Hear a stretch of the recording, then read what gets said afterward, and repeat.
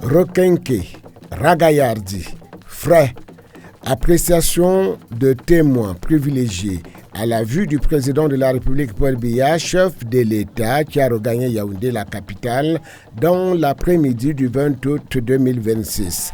Il était 16h47 à Yaoundé lorsque l'avion ayant à son bord le chef de l'État et son épouse a effectué son atterrissage à l'aéroport international de Yaoundé-Nsimalène avant de s'immobiliser du côté du pavillon présidentiel.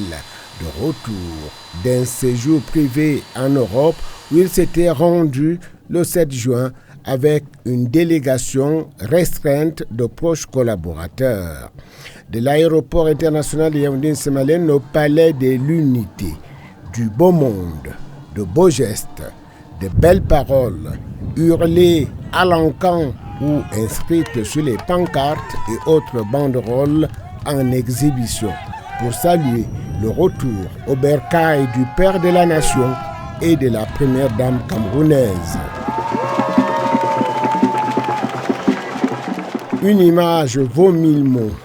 Dans ce contexte mi-festif, mi-allégorique, mais ô combien lourd d'attentes citoyennes, difficile de savoir quels souvenirs remontent en surface de tous les dossiers qui ont encombré l'espace de débat public pendant la période de soudure.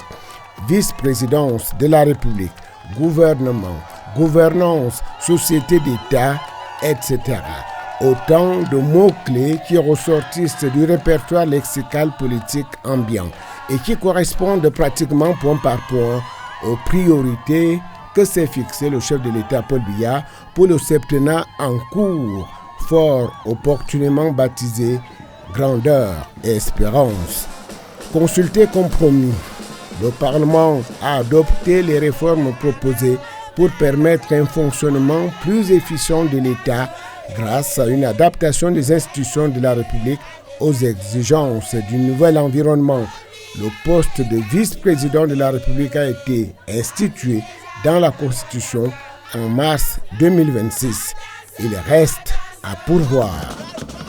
Avaient été également annoncées diverses autres opportunités, dont le renouvellement en préparation des dirigeants des sociétés d'État, la formation d'un gouvernement que le chef de l'État s'est particulièrement attendu depuis l'élection présidentielle d'octobre 2025, mais aussi la tenue des élections législatives et municipales en projection. Autant de dossiers qui font chorus et semblent présenter l'urgence des diligences de l'heure.